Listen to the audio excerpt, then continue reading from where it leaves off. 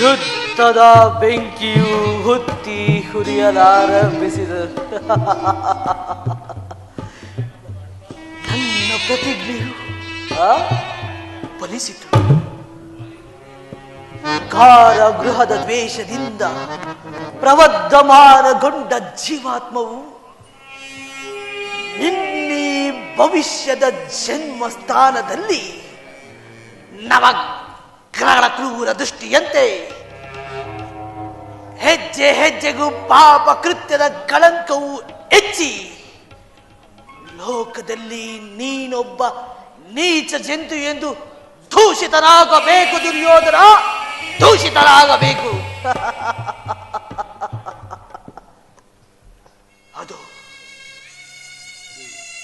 ಅದು ಕುರು ರಕ್ತದ ಮಡವಿನಲ್ಲಿ ತೇಲುತ್ತಿದೆ ನಿನ್ನ ರುಂಡ. ರಣರಂಗದಲ್ಲಿ ಒಕ್ಕಿ ಅಪ್ಪಳಿಸಿ ನಿನ್ನೀಯತ ಬಗೆದು ಅಗೆಯುತ್ತಿದೆ.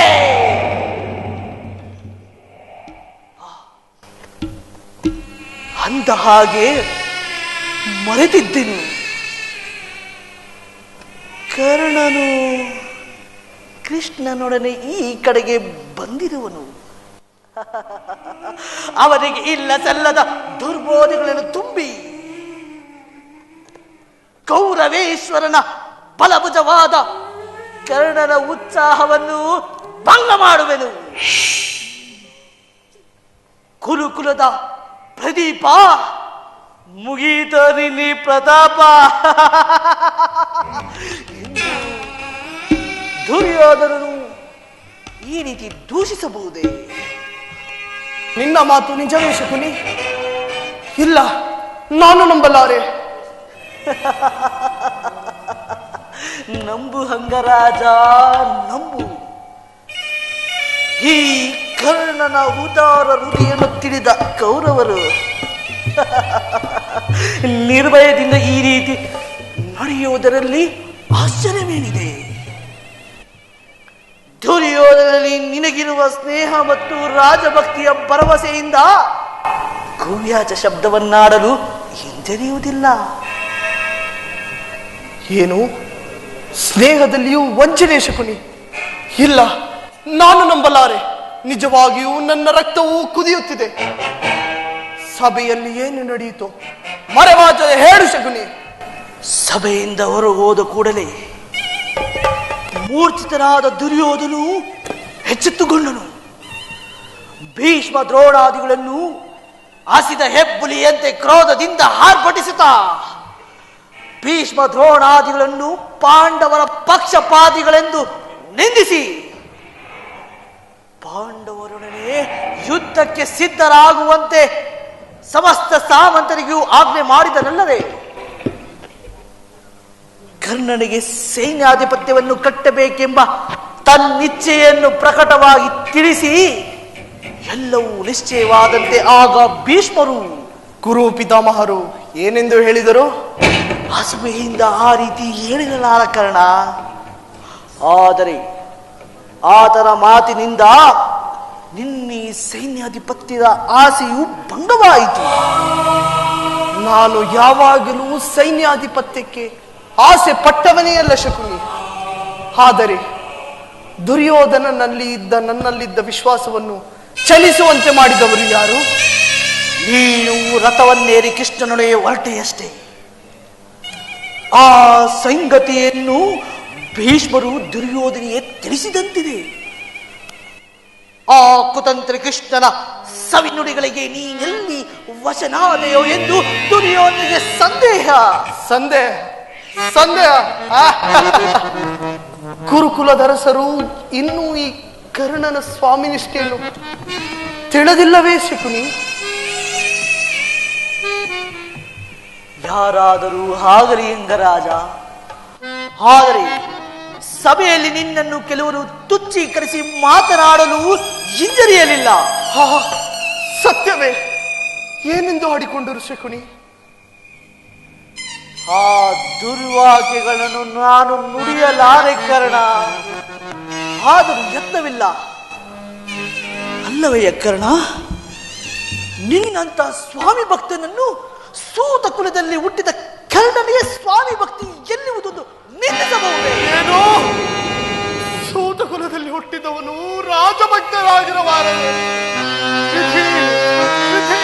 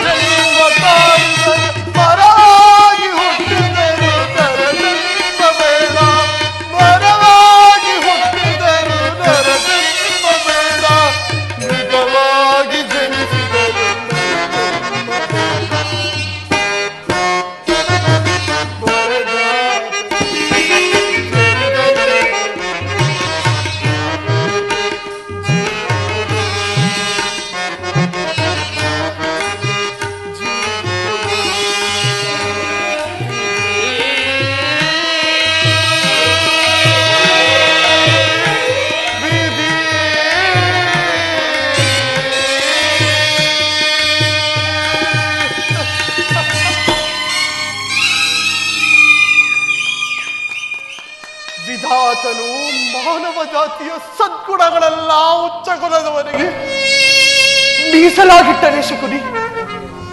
ಈ ಅಪಮಾನವನ್ನು ನಾನು ಎಷ್ಟು ದಿನ ಸಹಿಸಲಿ? ಸ್ಥಿರನಾಗು ಅಂಗರಾಜ, ಸ್ಥಿರನಾಗು. ನಿನ್ನ ಸ್ನೇಹವನ್ನು ನಿರಾಕರಿಸಿದ ಪ್ರತಿಕಾರ ನಿನ್ನ ಕೈ ಹಿಡುವುದು. ಯುದ್ಧ ರಂಗದಲ್ಲಿ ಭೀಷ್ಮರು ಪರಾಜಿತನಾಗುವವರೆಗೂ ಶಸ್ತ್ರಧಾರಣೆ ಮಾಡುವುದಿಲ್ಲವೆಂದು ಶಪಥ ಮಾಡು. ಆಗ ತಿಳಿಯಲಿ ಈ ಕರ್ಣನ ಅಸ್ತ್ರಕೌಶದ ಅಭಾವವು ಎಂತ ಅನರ್ಥಕಾರಿಯಾಗುವುದೆಂಬುದನ್ನು. ಏನೋ ಭಾರತ ವೀರರೆಲ್ಲರೂ ಯುದ್ಧ ರಂಗದಲ್ಲಿ ನಿರತರಾಗಿರುವಾಗ ನಾನು ಮಾತ್ರ ಹೇಳಿ ಅಂತ ಮನೆಯಲ್ಲಿ ಕುಳಿತುಕೊಳ್ಳುವುದು ಸಾಧ್ಯವಿಲ್ಲ ಶಕುನಿ. ನನ್ನಿಂದ ಈ ಕೆಲಸವು ಸಾಧ್ಯವಿಲ್ಲ. ಹಾಗಾದರೆ ಬೇರೆ ಉಪಾಯವಿಲ್ಲ ಅಂಗರಾಜ. ಯುದ್ಧರಂಗದಲ್ಲಿ ಸ್ವಪಕ್ಷದಿಂದ ಅವಮಾನಿತರಾಗುವ ಇಚ್ಛೆ ನಿನಗಿದ್ದರೆ ಹಸ್ತಧಾರಣೆ ಮಾಡು. ಏಕೆಂದರೆ ಭೀಷ್ಮ ದ್ರೋಣಾದಿಗಳು ನಿನ್ನನ್ನು ಇದಕ್ಕಿಂತಲೂ ಹೆಚ್ಚು ಅಪಮಾನ ಉಂಟು ಮಾಡಲು ಯೋಚಿಸುವಂತಿದೆ. ಗುರುಜನರ ಮೇಲಿನ ಭಕ್ತಿಯಿಂದ ದುರ್ಯೋಧನನು ಈ ವಿಚಾರದಲ್ಲಿ ತಾಟಸ್ಥಭಾವವನ್ನು ವಹಿಸುವನ್ನು ವಿಚಾರ ಮಾಡು. ಏನು ಏನು ಸುಯೋಧನನಲ್ಲಿಯೇ ಇಂಥ ಮನ ಪರಿವರ್ತನೆಯಾದ ಮೇಲೆ ನಾನು ಯಾರಿಗೋಸ್ಕರ ಯುದ್ಧ ಮಾಡಲಿ? ನಿಜ ಶಕುನಿ, ನಿನ್ನ ಮಾತು ನಿಜ. ಭೀಷ್ಮನು ಯುದ್ಧ ರಂಗದಲ್ಲಿ ಪರಾಜಿತರಾಗುವವರೆಗೂ ಅಸ್ತ್ರವನ್ನು ತೊಡುವುದಿಲ್ಲ. ಇದೇ ನನ್ನ ಶಪಥ. ಶಪಥವೇನು ಪ್ರಾಣ ಸಖ? ನಾನು ನಿನಗಾಗಿ ಎಲ್ಲೆಲ್ಲ ಹುಡುಕಿದೆನು. ಬಂದು ಎಷ್ಟು ಹೊತ್ತಾಯಿತು ಮಿತ್ರ? ಬಹಳ ಹೊತ್ತಾಗಲಿಲ್ಲ ಗುರುರಾಜ. ಆದರೆ ಒಂದು ಕ್ಷಣವೂ ಇಲ್ಲಿ ನಿಲ್ಲುವ ಪ್ರವೃತ್ತಿ ನನ್ನಲ್ಲಿಲ್ಲ. ಪುನಃ ಬಂದು ನೋಡುವೆನು, ಆಗ ಶಪಥವೇನೆಂದು ತಿಳಿಯುವೆ. ಇಲ್ಲ ಕರ್ಣ, ನಿನಗೊಂದು ಸಂತೋಷ ಸುದ್ದಿಯನ್ನು ತಂದಿರುವೆನು. ಕ್ಷಮಿಸು ಮಿತ್ರ. ಆರ್ಯರ ಮಧ್ಯೆ ಪದದಳಿತರಾಗಿ ಪಶುಗಳಂತೆ ಜೀವಿಸುತ್ತಿರುವ ಸೂತ ಕುಲದವನಿಗೆ ಸಂತೋಷದ ಸುದ್ದಿ ಎಲ್ಲಿರುವುದು? ಕರ್ಣ ಕರ್ಣ, ಇದೇನು ಶಕುನಿ? ಈ ದಿನ ಕರ್ಣನ ರೀತಿ ವಿಚಿತ್ರವಾಗಿದೆಯಲ್ಲ. ನಾನು ಬಹುವಾಗಿ ಯೋಚಿಸಿ ಕರ್ಣನಿಗೆ ಸೇನಾಧಿಪತ್ಯವನ್ನು ಕಟ್ಟಬೇಕೆಂದು ನಿರ್ಧರಿಸಿ ಅದನ್ನು ಆತನಿಗೆ ತಿಳಿಸುವುದಕ್ಕಾಗಿ ನಾನಿಲ್ಲಿಗೆ ಬಂದರೆ ಕರ್ಣನಿಗೆ ಸೈನ್ಯಾಧಿಪತ್ಯವೇ? ಇದೇನು ಪರಿಹಾಸವೇ ಕೌರವೇಶ್ವರ? ಇದೇಕೆ ಶಕುನಿ ಈಗನ್ನುತ್ತಿರುವೆ? ಕರ್ಣನು ವೀರಪುರುಷರಲ್ಲವೇ? ಇರಬಹುದು, ಆದರೆ ಕರ್ಣನಿಗೆ ಸೈನ್ಯಾಧಿಪತ್ಯವನ್ನು ಕಟ್ಟುವುದರಿಂದ ಎಷ್ಟು ಜನರು ಅವಮಾನಿತರಾಗುವುದೆಂದು ಯೋಚಿಸಿದೆಯಾ? ಭಾರ್ಗವಿ ವಿಜಯಿ ಭೀಷ್ಮ, ಶಸ್ತ್ರಾಚಾರನಾದ ದ್ರೋಣ, ಅಶ್ವತ್ಥಾಮ, ಶಲ್ಯ, ಕೃತವರ್ಮರೇ ಉತ್ತಮವಾದ ವರ್ಣನನ್ನು ಬಿಟ್ಟು ಸೂತ ಕುಲದಲ್ಲಿ ಹುಟ್ಟಿದ ಕರ್ಣನಿಗೆ ಸೈನ್ಯಾಧಿಪತ್ಯವೇ? ಕುಲ ಮರ್ಯಾದೆಯನ್ನು ಧಿಕ್ಕರಿಸುವುದರಿಂದ ಎಂಥ ಅನರ್ಥಕಾರಿಯಾವುದೆಂದು ಮರೆಯಬೇಡ. ಭೀಷ್ಮ ದ್ರೋಣಾದಿಗಳು ಅಂತರಂಗದಲ್ಲಿ ಪಾಂಡವರ ಪಕ್ಷಪಾತಿಗಳು. ಇವರೇನಾದರೂ ಅಸಮಾನಗೊಂಡರೆ ನಿನ್ನನ್ನು ತ್ಯಜಿಸಲು ಕೂಡ ಹಿಂಜರಿಯುವುದಿಲ್ಲ. ಅಲ್ಲದೆ ಯುದ್ಧರಂಗದಲ್ಲಿ ಭೀಷ್ಮನು ಪರಾಜಿತನಾಗುವವರೆಗೂ ಅಸ್ತ್ರಧಾರಣೆ ಮಾಡುವುದಿಲ್ಲವೆಂದು ಕರ್ಣನು ನಿಷ್ಕಳವಾಗಿ ಶಪಥ ಮಾಡಿರುವನು. ಒಮ್ಮೆ ನಿಧಾನವಾಗಿ ಯೋಚಿಸು. ನಿಜ ಶಕುನಿ, ಹಾಗಾದರೆ ಈ ಏನು ಮಾಡುವುದಿಲ್ಲೇನು? ಕರ್ಣನಿಗೆ ಸೇನಾಧಿಪತ್ಯವನ್ನು ನೀಡುವುದಾಗಿ ಭೀಷ್ಮರಲ್ಲಿ ಪ್ರಾರ್ಥಿಸಿ. ಯುದ್ಧವು ಸನ್ನಿಹಿತವಾಗಿರುವುದು. ಈಗ ಚಿಂತಿಸುವ ಸಮಯವಲ್ಲ. ಈಗಲೇ ಹೊರಟು ಗುರು ಪಿತಾಮಹನನ್ನು ನೋಡು. ಹಾಗೆಯೇ ಮಾಡುವೆನು. ನೀನು ನನ್ನ ಸಂಗಡ ಭಾಷಕರು.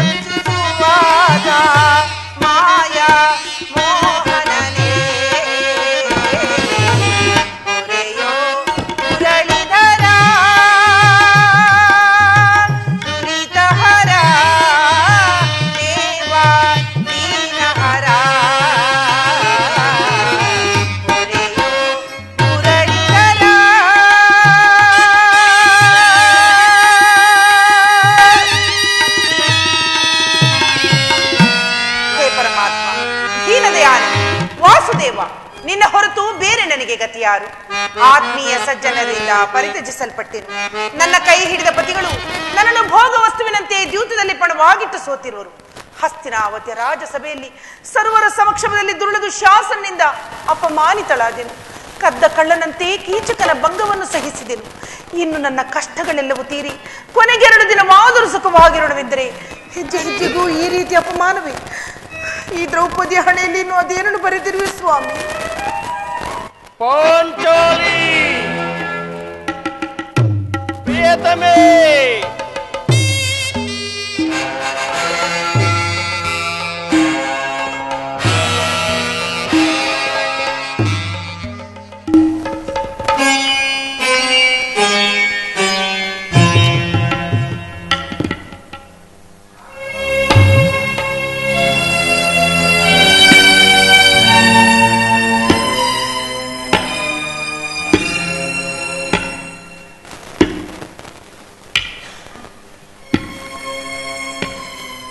ಪಾಂಚಾಲಿ,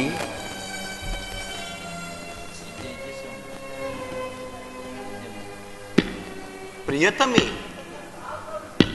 ಇವಳೇಕೆ ಈ ರೀತಿ ಚಿಂತಾಮಗ್ನಳಾಗಿರುವಳು? ಶೋಕವೇಕೆ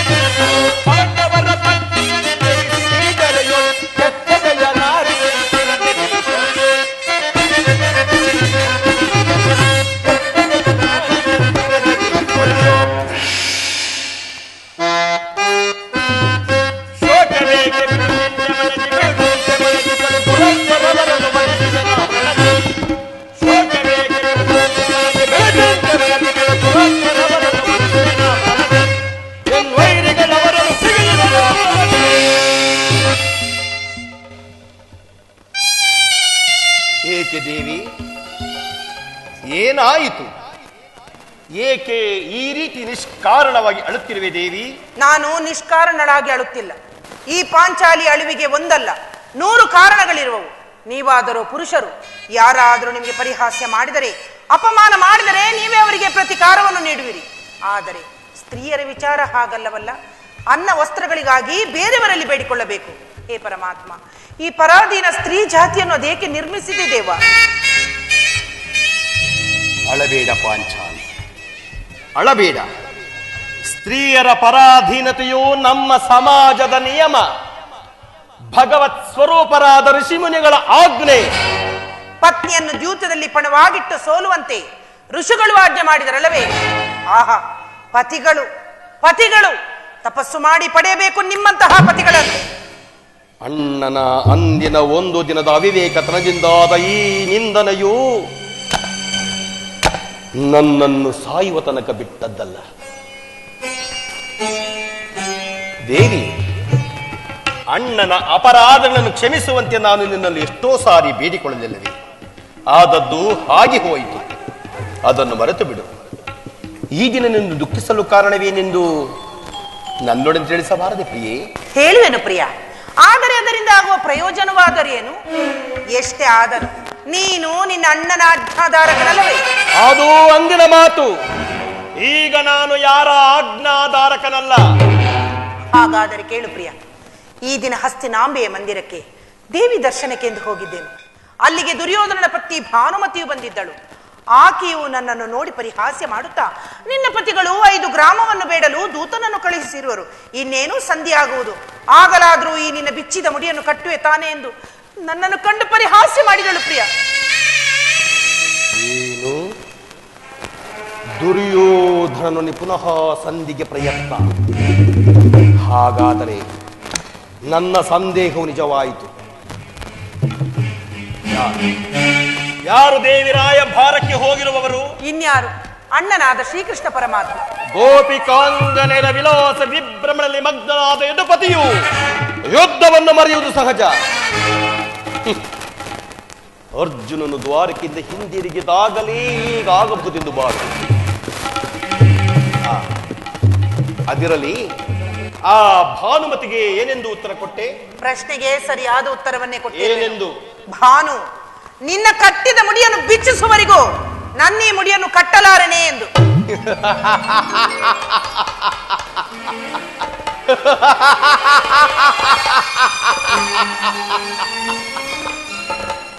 ಬಾಪು ಪಾಂಚಾಲಿ ಬಾಪು, ಚಮತ್ಕಾರವಾದ ಉತ್ತರ.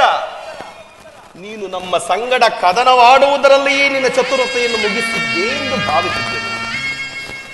ಪ್ರಾಣೇಶ್ವರ, ಪ್ರಾಣಕಾಂತಿ, ನೆನಪಿದೆಯೇ? ಹೇಳು ದೇವಿ.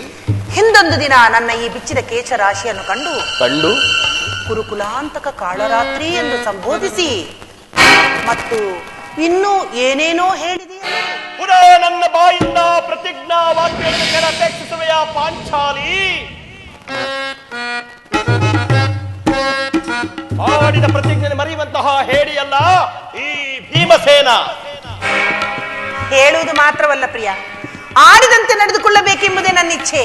ಆದರೆ ನಾನು ಸುಮ್ಮನೆ ಇಚ್ಛಿಸಿ ಆದರೂ ಪ್ರಯೋಜನವೇನು? ಎಷ್ಟೇ ಆದರೂ ನೀನು ನಿನ್ನ ಅಣ್ಣನ ನನ್ನನ್ನು ಕೇಳಿಸಬೇಡ ದೇವಿ. ಈಗ ನಾನು ಯಾರ ಆಜ್ಞಾಧಾರಕನಲ್ಲ. ಶಾಂತಿಯನ್ನು ಬಯಸುವವರು ಸಂಧಿಯ ಪ್ರಸ್ತಾಪದಲ್ಲಿ ತೊಡಗಲಿ. ನಾನು ಯುದ್ಧವನ್ನು ಬಹು ಆತುರದಿಂದ ನಿರೀಕ್ಷಿಸುತ್ತಿರುವೆನು. ಧರ್ಮ ಪಾರಾಯಣನಾದ ಯುಧಿಷ್ಠಿರನು ದುರ್ಯೋಧನನ ಅನಂತ ಅಪರಾಧವನ್ನು ಕ್ಷಮಿಸಬಹುದು, ಆದರೆ ನಾನು ಮಾತ್ರ ಕ್ಷಮಿಸುವುದಿಲ್ಲ ದೇವಿ, ಕ್ಷಮಿಸುವುದಿಲ್ಲ.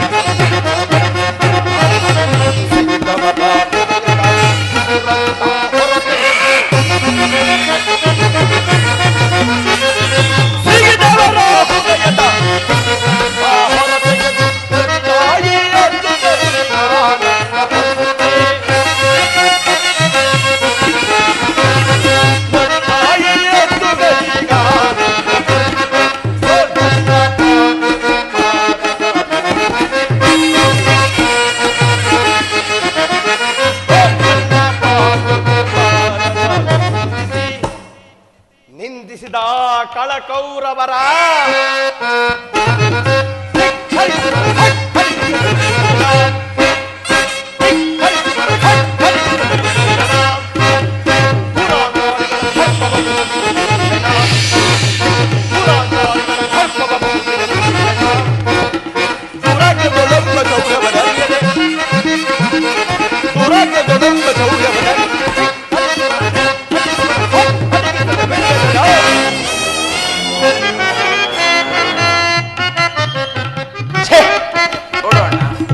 ಆಗಲೇ ಭೀಮಸೇನನು ಸಂಧಿಯ ಪ್ರಸ್ತಾಪವನ್ನು ಕೇಳಿ ಕೆರಳಿದ ಸಿಂಹದಂತೆ ವಿಜೃಂಭಿಸುತ್ತಿರನು. ಆತನನ್ನು ಸಮಾಧಾನ ಪಡಿಸಲು ನಿನ್ನ ಹೊರತು ಮತ್ತಾರು ಶಕ್ತರಲ್ಲ. ಈ ಸಾರಿ ಅವನ ಕೋಪಕ್ಕೆ ದ್ರೌಪದಿಯೇ ಮೂಲ ಕಾರಣವೆಂದು ತೋರುವುದು. ಶ್ರೀಕೃಷ್ಣ ಪರಮಾತ್ಮನು ಹೇಳುತ್ತಿದ್ದ, ಜಗತ್ತಿನ ಸುಖ ದುಃಖಗಳಿಗೆ ಸ್ತ್ರೀಯರೇ ಮೂಲ ಕಾರಣವೆಂದು. ಪಾರ್ಥ, ಆ ಕೌರವರೊಡನೆ ಇದ್ದಕ್ಕಿಂತ ಈ ನನ್ನ ಸಹೋದರನ ಕೋಪವನ್ನು ಶಮನ ಮಾಡುವುದೇ ನನಗೆ ದುಸ್ಸಾಧ್ಯವಾದ ಕೆಲಸ. ಸಹೋದರ, ಬಿಡು ಕೋಪವ ಮನದಿ ಅನುಜ ಬಿಡು ಕೋಪವ ಮನದಿ ಬಿಡು ಕೋಪವ ಮನದಿ ಅನುಜ ಬಿಡು ಕೋಪವ ಮನದಿ ದುಡುಕಿ ಸಮರ ಬಯಸುವುದನ್ನು ದುಡುಕಿ ಸಮರ ಬಯಸುವುದನ್ನು ಬಿಡು ಕೋಪವ ಮನದಿ ಅನುಜ ಬಿಡು ಕೋಪವ ಮನದಿ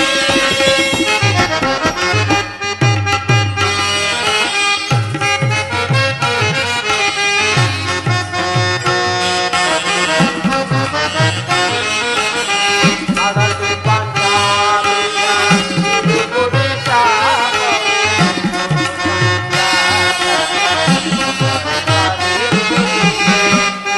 ಪಂಚಾಲಿಯ ಬಿಡುಗುಡಿ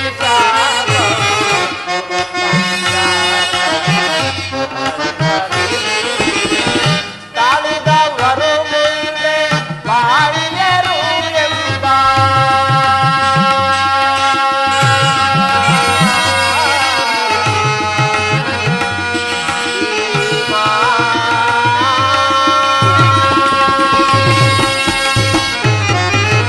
ತಾಳಿದವರು ಮುಂದೆ ಬಾಳಿಯರು ಎಂಬ ತಾಳಿದವರು ಮುಂದೆ ಬಾಳಿಯರು ಎಂಬ ಹಿರಿಯರ ವಾಣಿಯ ಮರೆಯುವುದನ್ನು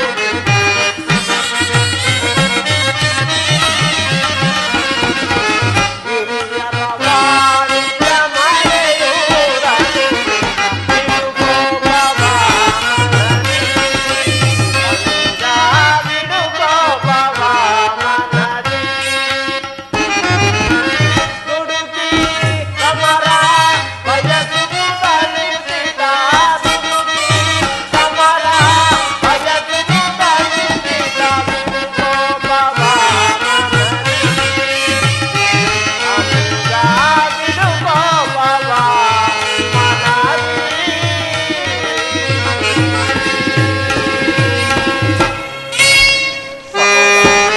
ಇದೇನು ನನ್ನಲ್ಲಿ ಕೋಪವೇ ತಮ್ಮ? ಪಾಂಚಾಲಿ, ಸಮಾಚಾರವೇನು? ಅಣ್ಣನೇಕೆ ಸಿಟ್ಟಾಗಿರುವನು? ಏಕೆ ಈ ನನ್ನ ಬಿರುಗೂದಲು ನಿಮ್ಮ ಪ್ರಶ್ನೆಗೆ ಉತ್ತರಿಸುತ್ತಿಲ್ಲವೇನು? ಅಗ್ರಜ, ಸಮಯಕ್ಕೆ ಸರಿಯಾಗಿಯೇ ಬಂದೆ. ನನಗೆ ಯಾರಲ್ಲಿಯೂ ಕೋಪವಿಲ್ಲ. ಅರ್ಜುನನ ಸಮ್ಮುಖದಲ್ಲಿ ನಿನಗೊಂದು ಮಾತನ್ನು ತಿಳಿಸಬೇಕೆಂದಿದ್ದೆನು. ಅದನ್ನು ನಿಮ್ಮಿಬ್ಬರ ಸಮ್ಮುಖದಲ್ಲಿ ಹೀಗಲೇ ಹೇಳುವೆನು. ಈ ಸಂಧಿಯ ಸುದ್ದಿಯು ನಿನಗೆ ಉಚಿತವಾಗಿ ಕಾಣಬಹುದು.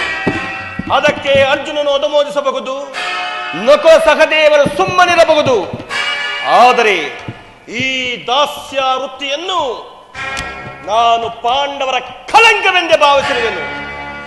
ದರಿದ್ರ ಭಿಕ್ಷಕರಂತೆ ಕಂಡವರ ಮನೆಯ ಬಾಗಿಲಲ್ಲಿ ನಿಂತು ಸಂಧಿಯಾಚನೆ ಮಾಡಲು ಪಾಂಡುರಾಜೇಂದ್ರನು ನಮ್ಮನ್ನು ಪುತ್ರರನ್ನಾಗಿ ಪಡೆಯಲಿಲ್ಲ. ಈ ಅಪಮಾನವು ನಿಮಗೆ ಸಖ್ಯವಾಗಿರಬಹುದು. ಆದರೆ ಇನ್ನೊಂದು ಗಳಿಗೆಯೂ ನಾನು ಸಹಿಸತಕ್ಕವನಲ್ಲ. ಯುದ್ಧಕ್ಕಾಗಿ ನಿನ್ನ ಅನುಮತಿಯನ್ನಾಗಲಿ, ಅರ್ಜುನನ ಸಹಾಯವನ್ನಾಗಲಿ, ನಕುಲ ಸಹದೇವರ ಬೆಂಬಲವನ್ನಾಗಲಿ ನಾನು ಅಪೇಕ್ಷಿಸುವುದಿಲ್ಲ. ನಾನು ಮತ್ತು ಈ ನನ್ನ ವೃಷಭ ಪರ್ವ ಗದೆ ಇವೆರಡೇ ಕುರುಕುಲವನ್ನು ಸಮೂಲವಾಗಿ ನಾಶ ಮಾಡಬಲ್ಲವು. ನೀವು ನಿಶ್ಚಿಂತರಾಗಿ ಸಂಧ್ಯಾ ಪ್ರಸ್ತಾಪವನ್ನು ಮಾಡುತ್ತೀರಿ. ನನಗೆ ತೋರಿದ್ದನ್ನು ನಾನು ಮಾಡುವೆನು. ನಿಲ್ಲು ಪ್ರಿಯ ಸಹೋದರ, ನಿನ್ನ ಕೋಪವನ್ನು ತಡೆಯುವ ಶಕ್ತಿ ನನ್ನಲ್ಲಿಲ್ಲ. ಕೋಪ ಮಾಡಬೇಡವಣ್ಣ. ಧರ್ಮರಾಯನು ನಮ್ಮೆಲ್ಲರಿಗಿಂತ ಹಿರಿಯವನು. ಆತನ ಮನಸ್ಸಿಗೆ ವಿರೋಧವಾಗಿ ಯುದ್ಧವನ್ನು ಆಚರಿಸುವುದು ಅನುಚಿತವಲ್ಲವೇ? ಪಾಂಚಾಲಿ, ಇದಕ್ಕೇನು ಹೇಳುವೆ? ಧರ್ಮವೆಂದು ಹಂಬಲಿಸುತ್ತಾ ಕ್ಷತ್ರಿಯರ ಧರ್ಮವೇನೆಂಬುದನ್ನು ಮರೆಯುವುದೇ ನಿಮಗೆ ಉಚಿತವಲ್ಲವೇನು? ಪಾಂಚಾಲ, ಯುದ್ಧದಂತೆ ಶಾಂತಿಯ ರಕ್ಷಣೆ ಕ್ಷತ್ರಿಯನ ಕರ್ತವ್ಯ. ಯುದ್ಧವು ಎಂತಹ ಘೋರ ಕರ್ಮವೆಂಬುದನ್ನು ನೀನು ತಿಳಿದಿಲ್ಲ. ನಾವು ಅಭಿಮಾನಕ್ಕೆ ವಶರಾಗಿ ಯುದ್ಧವನ್ನು ಪ್ರಾರಂಭಿಸಿದರೆ ಮುಂದೆ ನಮ್ಮ ವಿಚಾರಕ್ಕಾಗಿ ದುಃಖಿಸಬೇಕಾಗುವುದು. ಅದಕ್ಕೆ ಸಂಧಿಗೆ ನಾನು ಇಷ್ಟೊಂದು ಪ್ರಯತ್ನಿಸುತ್ತಿರುವುದು. ರಾಜೇಂದ್ರ, ದೌಮ್ಯನನ್ನು ಸಂಧಿಗೆ ಕಳುಹಿಸಿ ಅಪಮಾನ ಹೊಂದಿದಿರಿ. ಕುಲ ಪುರೋಹಿತನನ್ನು ಕಳುಹಿಸಲು ಇದು ಮದುವೆ ಔತಣವಲ್ಲವೆಂಬ ಪರಿಜ್ಞಾನವು ನಿಮಗಿಲ್ಲದೆ ಹೋಯಿತು. ಆ ದುರ್ಯೋಧನನು ನಿಮಗೆ ತಕ್ಕ ಉತ್ತರವನ್ನೇ ಕೊಟ್ಟಿರುವನು. ಇದೀಗ ಶ್ರೀಕೃಷ್ಣ ಪರಮಾತ್ಮನನ್ನು ಸಂಧಿಗೆ ಕಳುಹಿಸಿ ಅಪಮಾನಕ್ಕೆ ಗುರಿಪಡಿಸುತ್ತಿರುವಿರಲ್ಲ ಅನ್ನುವುದೇ ನನಗೆ ಚಿಂತೆಯಾಗಿರುವುದು. ಆಹಾ, ಏನಿ ಕೋಲಾಹಲ! ಜಯ ಜಯ ಯದುಪತಿ, ಜಯ ಜಯ ಶ್ರೀಕೃಷ್ಣ. ಅರ್ಜುನ, ನಾನಿನ್ನು ಹೋಗುವೆನು. ಈ ಸಂಧಿಯ ಫಲಗಳನ್ನು ಕೇಳುವುದರಿಂದ ನನಗೆ ಯಾವ ಪ್ರಯೋಜನವಿಲ್ಲ. ನಿಮ್ಮ ಅಪೌರುಷ ವರ್ತನೆ ಪುರಸ್ಕಾರ ನಿಮಗೆ ಇರಲಿ, ಪ್ರತಿಜ್ಞೆ ತಿಳಿಯುವ ಸ್ವಾತಂತ್ರ್ಯ ಮಾತ್ರ ನನಗಿರಲಿ. ನಿಲ್ಲು ಪ್ರಿಯ. ಯದುಪತಿಯು ನಮ್ಮನ್ನೇ ನೋಡುತ್ತಾ ಸಂತೋಷದಿಂದ ಇತ್ತ ಕಡೆ ಬರುತ್ತಿರುವನು. ಆತನಿಂದ ರಾಜ್ಯ ಸಮಾಚಾರವನ್ನು ತಿಳಿದು ಮುಂದೆ ನಿನ್ನ ಇಚ್ಛೆಯಂತೆ ನಡೆ. ಪರಮಾತ್ಮ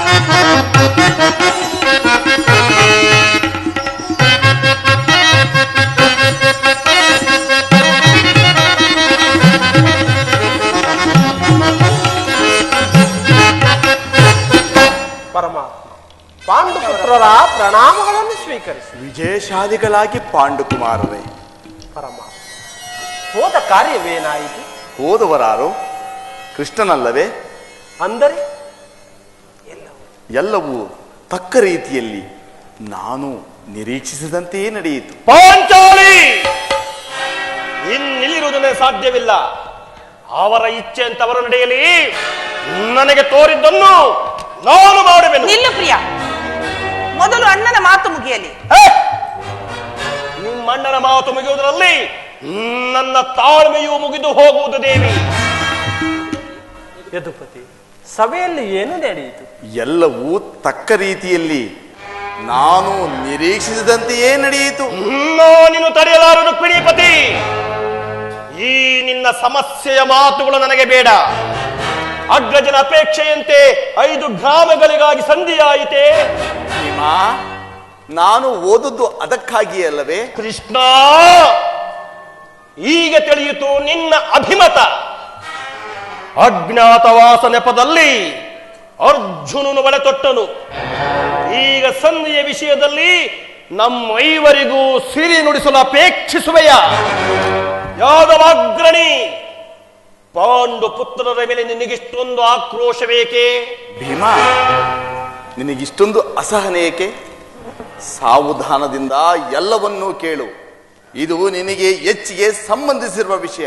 ಸ್ವಾಭಿಮಾನ ಶೂನ್ಯವಾದ ಸಂಧಾನದೊಡನೆ ಈ ಭೀಮನಿಗೆಂತಹ ಸಂಬಂಧ ಇರುವುದು? ಅತ್ಯಂತ ನಿಕಟವಾದ ಸಂಬಂಧವಿರುವುದು. ಕೃಷ್ಣ, ಮುಂದೇನಾಯಿತು? ರಾಜಸಭೆಯಲ್ಲಿ ನಿಮ್ಮ ಸಂದೇಶವನ್ನು ತಿಳಿಸಿದೆನು. ಅವರೆಲ್ಲರೂ ಒಪ್ಪಿದರು. ಯಾರು ಒಪ್ಪಿದರಣ್ಣ? ಭೀಷ್ಮ, ದ್ರೋಣ, ಧೃತರಾಷ್ಟ್ರನೇ ಮುಂತಾದವರು.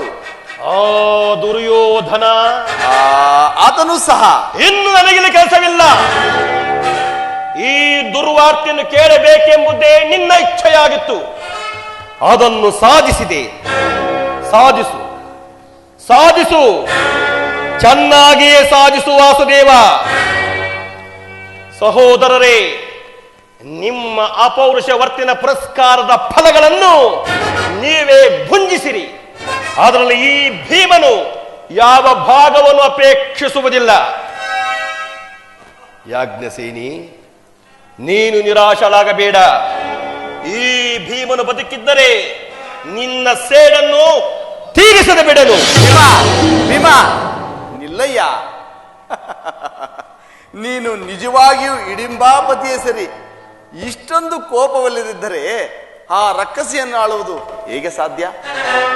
ಸ್ವಲ್ಪ ಸಮಾಧಾನವನ್ನು ತಂದುಕೊಂಡು ನನ್ನ ಮಾತನ್ನು ಪೂರ್ಣವಾಗಿ ಕೇಳಯ್ಯ. ಕೃಷ್ಣ, ಸುಮ್ಮನೆ ನನ್ನನ್ನು ಕಾಡಬೇಡ. ಈ ಸಂಧಿಯ ಸುದ್ದಿಯು ಒಪ್ಪಲಾಗದು. ಒಪ್ಪುವ ವಿಚಾರ ಹೊಂದಿರುವುದು. ಆ ದುರ್ಯೋಧನ ನಿನಗೆ ಪ್ರಿಯವಾದ ಸಂದೇಶವನ್ನು ಕಳುಹಿಸಿರುವನು. ದುರ್ಯೋಧನನ ಸಂದೇಶ?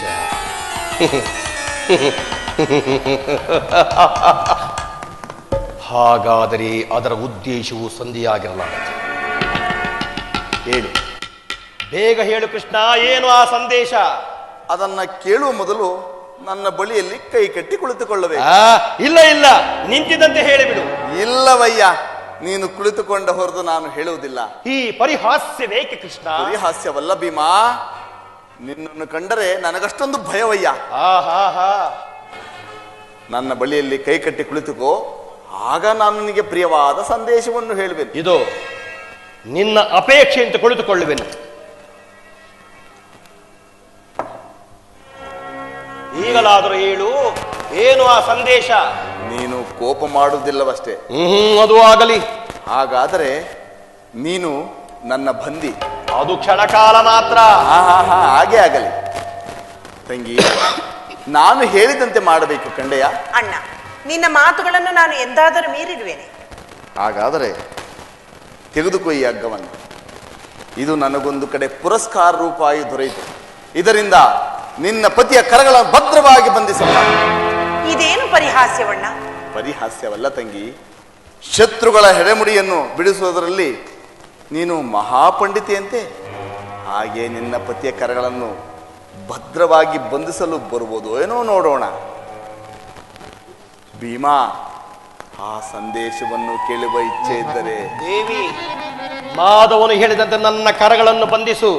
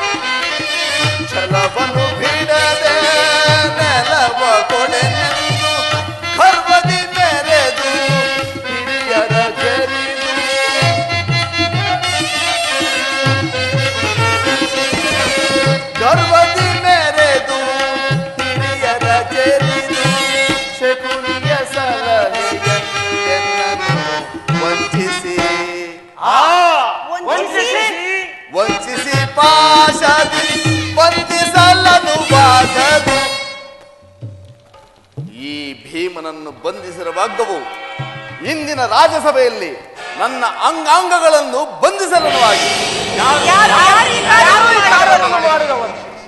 ಏನು ಹೇಳಿದೆ ಕೃಷ್ಣ?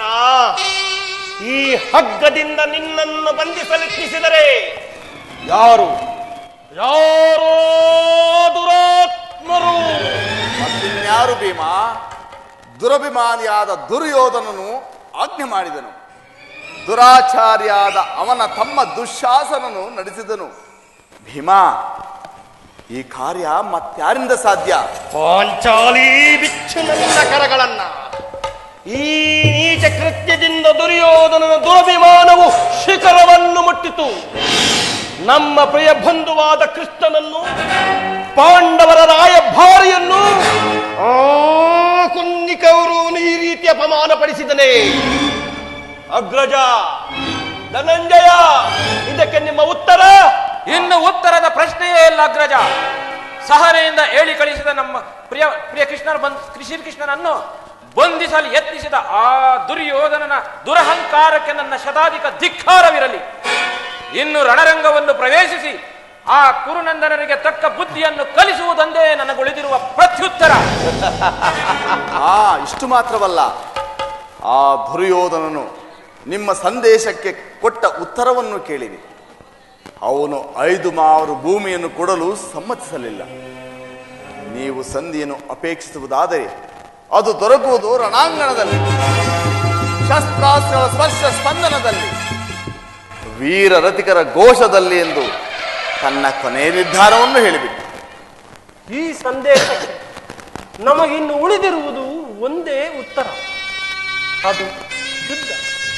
ನನ್ನ ಪ್ರಯತ್ನಗಳನ್ನೆಲ್ಲ ವಿಫಲನ್ನಾಗಿ ಮಾಡಿ ಮುಂದೆ ಬಂದು ನಿಂತಿರುವುದು ಯುದ್ಧ. ಕೃಷ್ಣ, ನೀನೇ ತಿಳಿದಿರು, ನಾನು ಈ ಯುದ್ಧವನ್ನು ಎಂದೂ ಅಪೇಕ್ಷೆ ಪಟ್ಟವನಲ್ಲ. ಸಂಧಿಗಾಗಿ ಸರ್ವ ಪ್ರಯತ್ನಗಳನ್ನು ಮಾಡಿದೆನು, ಕೊನೆಗೆ ಲಭಿಸಿದ್ದು ಈ ಯುದ್ಧವೇ.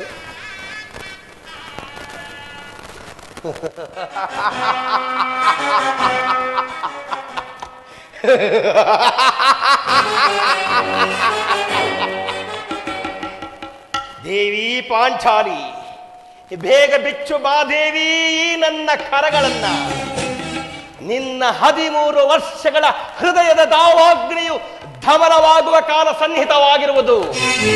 ಬಿಚ್ಚು ದೇವಿ ನನ್ನ ಕರಗಳನ್ನ. ಅಗ್ರಜ,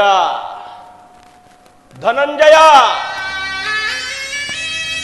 ಮಾಧವ, ಬಿಚ್ಚಬಾರದೆ ನೀನಾದರೂ ನನ್ನ ಕರಗಳನ್ನ. ಬಿಚ್ಚಬೇಕೆ? ಬಿಚ್ಚಲೇಬೇಕೆ?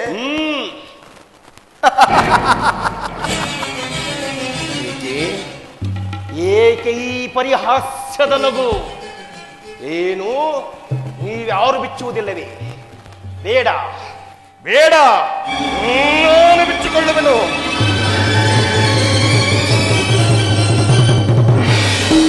ಇಂದು ಈ ಭೀಮನ ಕ್ರೋಧವೆಂಬ ಜ್ವಾಲೆಯು ಆ ಕೌರವ ಕುಲ್ಲಿಗಳ ಪಾಲಿಗೆ ಪ್ರಳಯಾಗ್ನಿಯಂತೆರಗಿ ಕುರುಮಹಾಸಮರಾಂಗಣವನ್ನು ಘೋರ ಸ್ಮಶಾನವಾಗಿಸುವುದು ಶತಸಿದ್ಧ. ಸರ್ವದ್ರೋಹಿಗಳ ಕೊಬ್ಬಿದೆದೆಯ ಮೆಟ್ಟಿ ಧರೆಯಲ್ಲ ನಾವೇ ಅಧಿಕರನ್ನು ಮೆರೆತಿರುವ ಕುರುಗುಲದ ನಾಶ ಖಂಡಿತ. ರಾಜ್ಯ ಸಂಪದ ಮದದಿಂದ ಸುಮಕೋಮಲ ಕಿಷ್ಟೆಯನ್ನು ನೋಡಿ ಕೈ ತೋರಿ ತೊಡೆ ತಟ್ಟಿ ಕರೆದ ಆದುರಾತ್ಮನನು ಧರ್ಮ ದುರಂದರ ಬಾಹುಬಲ ಪರಿವರ್ತಿತ ವೃಷಭ ಭರ್ವ ಕದಾದಂಡದಿಂದ ಭಗ್ನಗೊಳಿಸುವೆನು ಸುಯೋಧನನ ತೊರೆಯ ಉಗ್ರ ರಣಾಂಗಣದೋ.